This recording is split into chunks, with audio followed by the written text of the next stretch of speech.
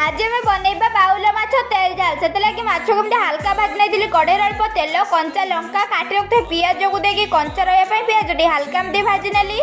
से अदा रसुण पेस्ट को देखिए भल भाव में मिसई नेली अदा रसुण पेस्ट होगला सोरिष पेस्ट अल्प आंबुल पानी अल्प तरकारी अनुसार पानी देदेली से हलदी गुंड लंका गुंड अल्प टिके चीनी स्वाद अनुसार लुण को देखिए तरकारी फुटापी छाड़देली तरकारी फुटीगला से माछ को गुटा गुटा कर देदेली यही छोट छोट रेसिपी वीडियो कौ मैंने कौटू कौटू देखुं कमेंट निश्चित कहतु वीडियो भल लगे चैनल को सब्सक्राइब करूँ अन्य मानक शेयर करूँ रोची जय जगन्नाथ। आज आम बनइबा बाउल माछ तेल झाल से लगे माछ को हल्का भाज नहीं कड़े अल्प तेल कंचा लंका काटी रखते पिज को देखिए कंचा रही पिज हल्का एमती भाजी नेली